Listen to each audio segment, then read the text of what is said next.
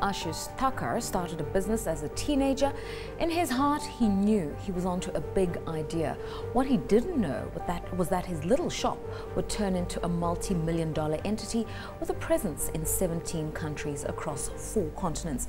In year 2010, the World Economic Forum named his company a dynamic, high-growth entity. He's built up the services company in a matter of 15 years. Thanks so much for sharing your insights with us here today. Before the break, we were talking about some of the political challenges of doing business in Africa, using Uganda in particular. Now, as I say, your company spans the breadth of the emerging market space, I think, from India to Dubai to Ghana to Uganda. Comparatively speaking, how do African countries fare? Because obviously the geopolitical environment is shifting. Well, you know, our Dubai, India and London offices are all focused on the Africa business. So the Africa side is our core focus. We're a real African group, and we've now got physical presence in 18 African countries. So, the important thing to note and to understand is that every single one of these countries is an independent case study in its own respect. Even if you take the East African community as an example, Uganda is an independent case study to Kenya, and Kenya is an independent case study to Tanzania. So, as long as you understand that every country is an independent ball game, I think that's one of the key factors that you have to. I mean, investors coming into Africa will complain about the regulatory environment, and that regulation varies from country to country because they're all sovereign states. They'll talk to you about the skills deficit and that's a huge impediment for the productivity of labor. It adds to the cost of doing business. They'll complain about the lack of infrastructure and how it adds 40% to the cost of doing business because you just can't get goods to market. Are those inherent challenges that you face in your operations across Africa, and how do you overcome them? They are, but we perceive them more as opportunities than challenges, right? The fact that so many things have an opportunity to be improved is itself a statement that there's so much to be done, and so much can be done. You know, power is a fantastic example where sub-Saharan Africa has about 76 terawatts of power, and Spain has 76 terawatts of power. But that's a massive opportunity. That's just a huge opportunity there. So I think it's how we go about it is really analyzing these opportunities country to country and seeing how we can position ourselves to take advantage of that and see how we can improve it for the country itself, play a role in the country's priorities, in their agenda of priorities, but also then maximize benefits for our group. Tangibly, what does that mean? Another dimension and component of the work that the Mara Group does is manufacturing, as we mentioned earlier on, over and above ICT and property. And often it's said that this is where Africa lags. An industrial base means that economies can't be efficient, dynamic, and competitive. Is that a real concern for you? Should we really be focusing on manufacturing industries? Absolutely, I think we have a great base, and more than anything, a lot of the raw materials are available within our countries and our natural resources. So I think it's very important to focus on a manufacturing base, but it's also very important to understand that we do have infrastructural challenges. So logistically, positioning a manufacturing base in Egypt to try and service sub-Saharan Africa, I don't think is the answer. I think it's more of trying to see how we can set up satellite plants or smaller plants within countries that can, cater to their neighboring countries.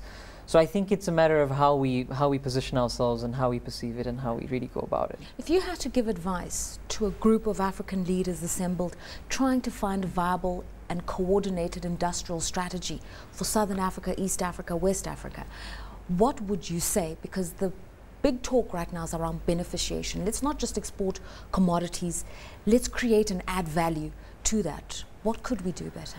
I am complete in line with the beneficiation side of things, but I would like to go one step further, and this is something that I raised at the World Economic Forum last week as well, which is, see, beneficiation is very important, and seeing how the local people within that country, where you're getting that raw material from, benefit.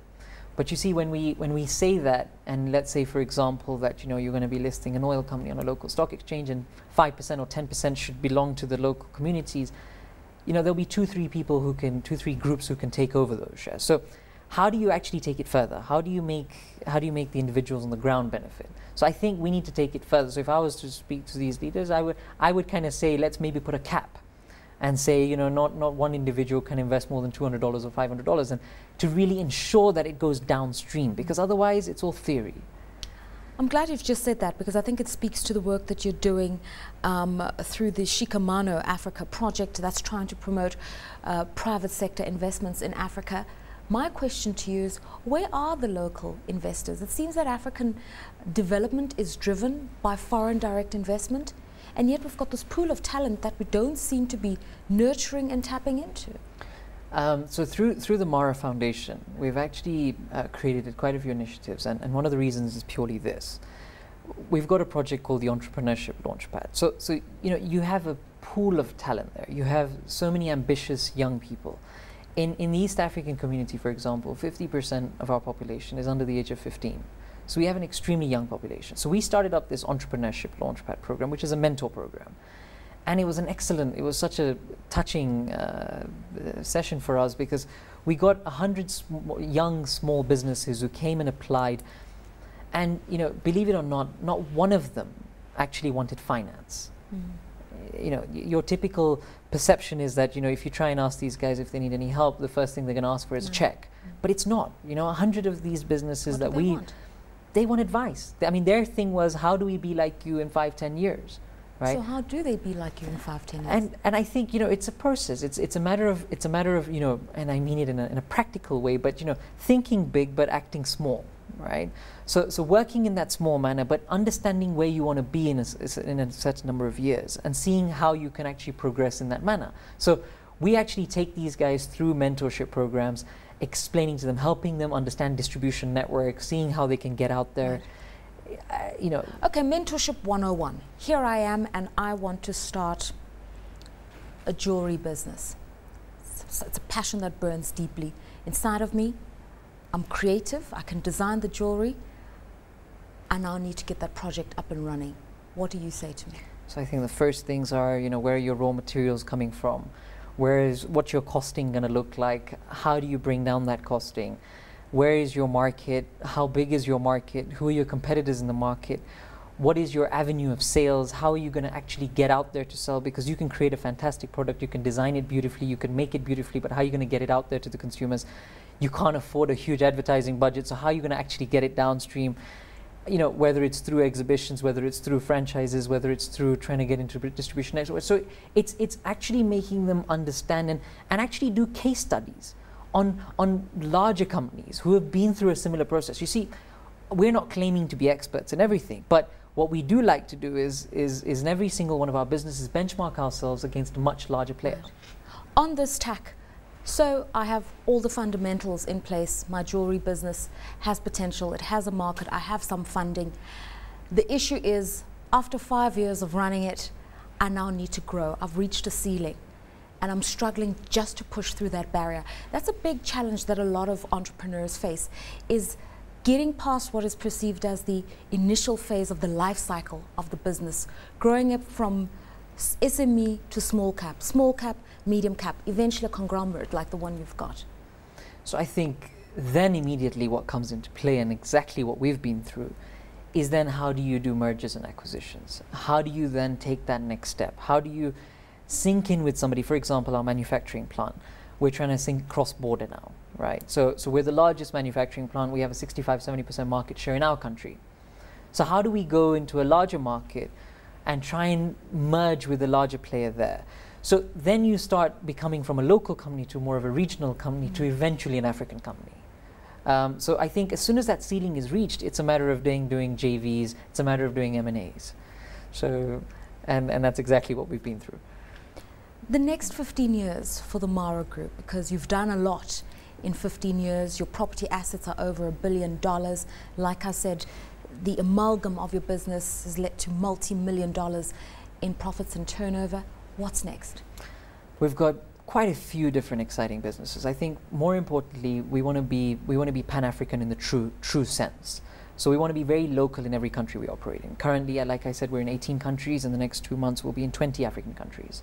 So we want to be very local and see how we can take each of our businesses there. The sectors that we find very exciting right now are telecom infrastructure, which is the towers. We've got an asset management company which is raising, a $500 million real estate fund for Africa right now. We've got a communication business which we took over in South Africa called AfroFusion, which has now become Mara Communications. So we've got, the ICT business, the call center business. We've become Africa's third largest call center business in 4 months, right? Which is great to say as a company, but it's very annoying to say it as a citizen, because how do you become Africa's third largest within 4 months? Exactly. Purely because there's a huge opportunity out there, which the public sector and the private sector are not paying attention to, in my opinion. So we need a lot more attention around the BPO sector, because outsourcing is a thing of the future, and our group is really seeing how we can try and change the outsourcing space in Africa, competing against the likes of India. Because we have what it takes in order to be competitive. I mean, just very briefly on this one, many people would say, oh, I've just watched Entrepreneurial Edge and apparently ICT is this hot sector to go into. I think I could do software, I think I could write code, I think I can do this thing, and then they don't reach this kind of success and people are then demoralized. When should people know their limitations? I think you don't know until you don't try. It's one of those things where, nothing ventured, nothing gained. So call centers is something we had no clue about, right?